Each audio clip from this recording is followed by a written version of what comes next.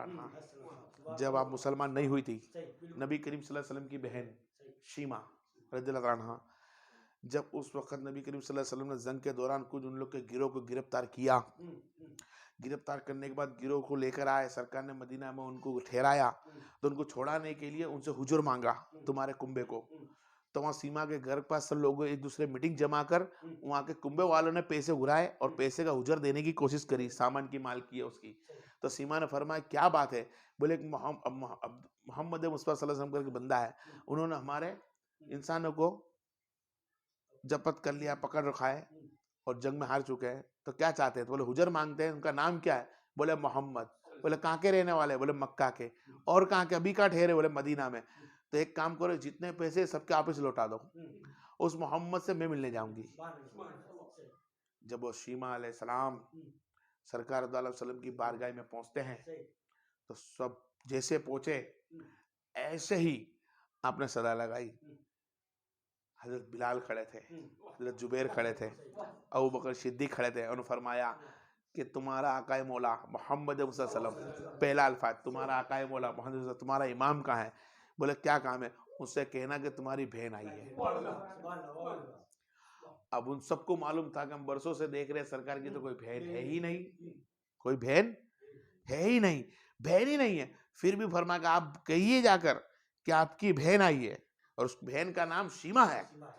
जैसे नाम सरकार की कान तक पहुंचता है कि आपकी बहन शीमा बिनते हलीमा आई है, सरकार दो आलम सल्लल्लाहु अलैहि वसल्लम अपने तख्त को छोड़कर रफ्तार में, साहबा कहते पहली मर्तबा हमने देखा उनके कदमों को, इतनी स्पीड में भागे और फरमान लगे मेरी बहन शीमा ही है।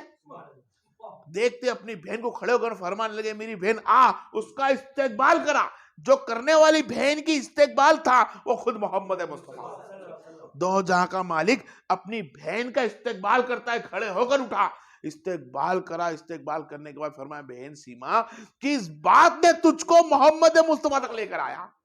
कौन सी जरूरत पड़ी जो तू यहां आकर सदा लगाई है? बोल बहन क्या चाहती है? बोला भाई ए मोहम्मद सल्लल्लाहु अलैहि वसल्लम, मेरे कुछ गिरोह के इंसानों को आपके गिरोह ने पकड़ रखा है, जहां बहन मैंने इन्हें छोड़ा। और क्या चाहती है? बस भाई बहुत देर आप गुफ्तगू करी, मिले। फिर शीमा अलैहिस्सलाम को अल्लाह तबारक व तआला के रसूल ने कुछ अशरफिया भी दी, हुड भी दिए, पैसे भी दिए, हर चीज दी, और फरमाया सीमा तू चाहे तो ईमान ला, तू चाहे तो मुझ पर ईमान ला, तुझसे कोई जोर जबरदस्ती नहीं है। शीमा ने गई, ईमान लेकर आई और पूरे कुंबे वालों को, पूरे इलाके वालों को ईमान लग में डाल दिया। इस्तेकबाल के लिए उठा कौन?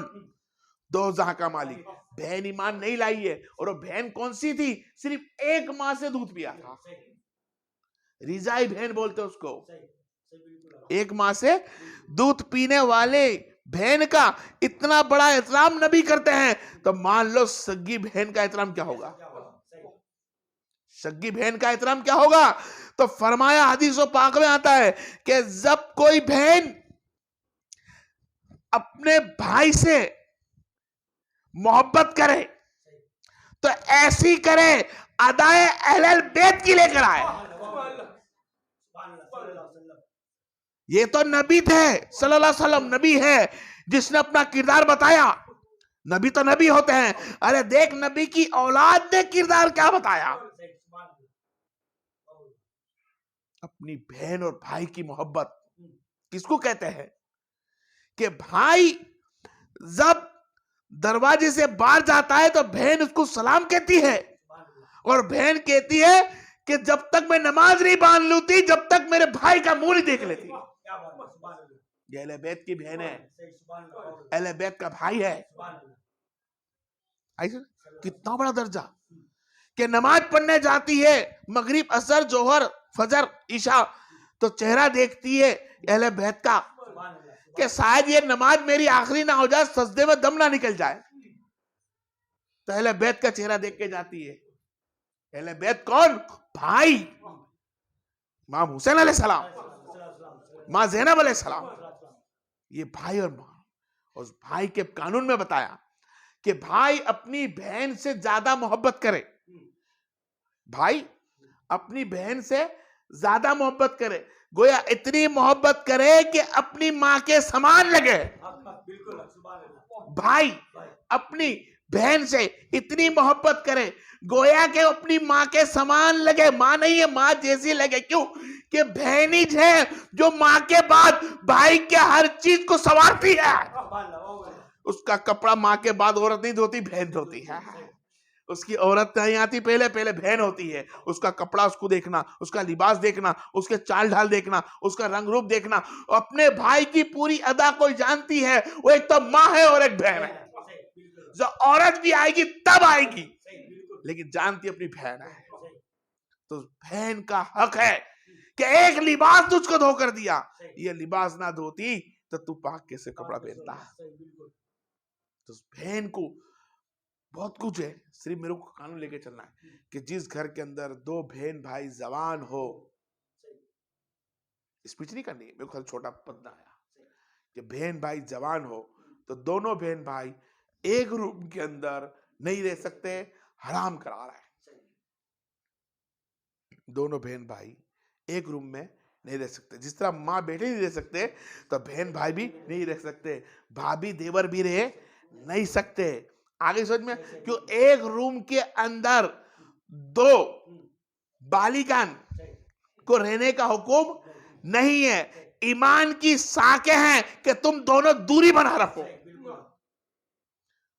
क्योंकि शैतान तुम्हारा खुला हुआ दुश्मन है।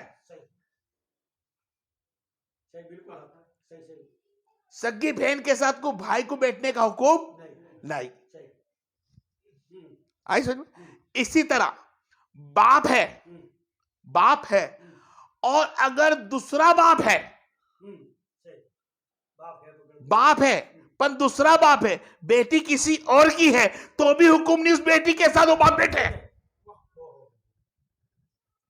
दूसरे बाप को हुक्म नहीं है। जो पैदा करी हुई बेटी उसी के साथ बैठे, और दूसरे की बेटी है तो उसके साथ वो ना बैठे, और पैदा करी हुई बेटी के साथ भी उसी तक बैठे जब तक उसके साथ कोई बंदा दूसरा है। तन्हाई के अंदर हुक्म ही नहीं है। मां, बेटी, भाभी, बहन, इनके साथ जवान को एक रूम में बैठने का हुक्म नहीं है। ईमान बताए मेरा भाई, कौन बैठा? आज हमारे घरों में ऐसा है, कौन मेरे बेटा बेटी को छोड़ के मैं आई हूं, और ना छोड़ बेटा, शरीयत का हुक्म नहीं है, वो जवान है। मेरा देवर ने, उसकी भाभी ने उसका देवर बेटा, जबकि शरीयत ने हुक्म दिया ही नहीं है। पर्दा करने का हुक्म देवर से दिया, जेठ से नहीं। तो देवर को भाभी को छोड़कर, अरे भाई नहीं हुक्म दिया है, खुला दुश्मन है। और खुला दुश्मन शैतान तो पर हक है। तुमने टीवी भी चालू कर रखी है शैतान बनाकर, मोबाइल में भी शैतान बना कर रखा है, वसवसे डाल देगा और गुनाह में मुतला हो जाओगे।